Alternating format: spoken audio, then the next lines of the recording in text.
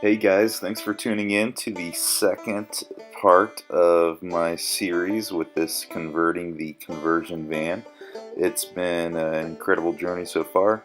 On this first little bit, you're going to be able to see the R13 insulation that I've been using. However, I did not record the foam insulation that I used. I used around 12 cans of this. So, it's around 9 at night. You can see that I've constructed the sideboards that'll hold the siding, as well as this R13 foil. I have not a ventilator, but I have a little mask on right now, so that's why I probably sound funny. But I've already started to put up the top boards. I've taken off the old insulation on their word with the new, better, improved stuff. And what I'm doing is creating a little bit of a wedge right there where I can slide it in. And then I'm sliding it in the far gap that you can barely see right over there. So I used about 2 of these foil-faced R13s, approximately maybe 3, I can't remember. They're around 40 feet in length. And so now this bad boy is insulated. This is wearing me out. I'm having fun though. And this includes the doors as well.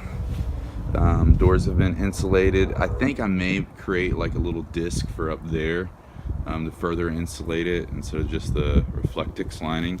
I may do that for those following doors over there as well. This is what it looks like up close. And I used foil backing R13. I think that's going to help on creating that vapor barrier. And then this thing last night was such a pain. This is kind of like what you'd use for paneling of wood flooring or something like this. Nonetheless, trying to get them inside of their grooves sucked balls. Alright, stay tuned. Alright friends, this is the afternoon app update. This is going to be the side wall panel. I really like this kind of whitened out wood type look.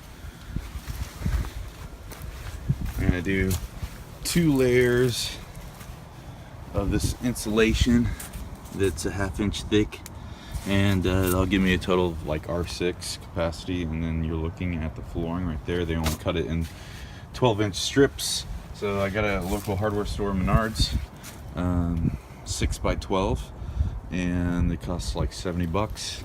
And then here's the plywood. So I'm going to do the insulation plywood right on top of that bad boy, and then we're going to throw that vinyl down.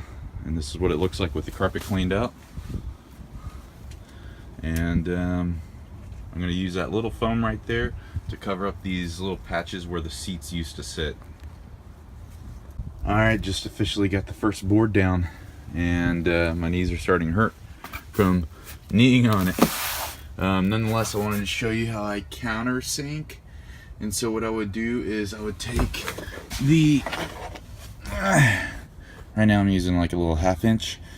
I would drill down into the wood until I got this little bitty hole, and then I would throw down the actual screw itself that's made to be self-tapping and pierce the metal.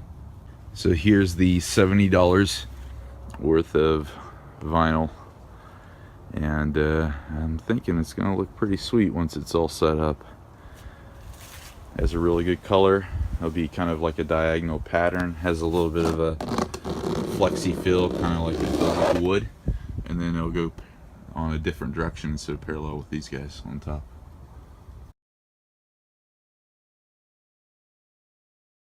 So I was able to salvage the heating and cooling unit for the rear, and I put the actual vent heads right there on the side. And so it's taking a little bit of space, but I figure, hey, it may be nice to easily cool it off and warm it up while I am on the road moving. And so I'm making the entryway there in the middle. Let's show you what I've been doing. I took the measurements from side to side, and this is actually going to be the cutout for the door. I'm using kind of like a fine plywood, and then I will also sheet it with the same stuff I'm doing the sides as well, and I'll put a layer of R3 insulation as well, maybe 2 layers. But yeah, that's going to go right here. Here's the frame. I nailed these down. I suppose you could glue it too, and so that's actually going to hold the vinyl really well. It's not going to go anywhere now. And I was able to find some metal up there, and I took some of the metal screws I've been using, and it's pretty firm up there, and so I'll use that as a cross beam, and that'll hold the plywood. Hey, so this is what it looks like when it's up. I just got carried away doing project after project, and this is the main portal there. You can see that I stained the ceiling as well. I think it complemented the bottom very well, the vinyl. There's the back side of the door. You can see the main white bit that's on the wall, and the 3M insulation, or 3R, and then the plywood. And not a big fan of it, you know, it's chipping off a good bit, but nonetheless I stained it up. I'm gonna chop up the bits that are above the board up there so I can straighten it out and make it flush. And yeah, just stain the bed too. One thing that if you live in an RV or camper or something like that, you'll want to do is put a bunch of little holes in it, because it allows moisture to seep out rather than just being right there underneath the surface. I'm going to be having an air mattress anyways, like a hiking one from REI, and so I'm pretty stoked about that. And I don't think there's going to be much moisture, but still, you want to take every precaution possible. Sweet, thanks so much for gutting it out through this video. On the next video, you'll see updates with the solar system, inverter, the trimming, and what this is starting to look like now that I've actually stayed in it for the last few nights. I'm really pumped to get that out. It'll be a few days from now, and just stay tuned. I'll try putting a link in the description to that video. Nonetheless, I'd love to hear your thoughts, so feel free to comment, like, and subscribe to this video. It helps support the channel. Let me know what you would do differently, or what you already have done to a vehicle similar to this. Peace out, guys.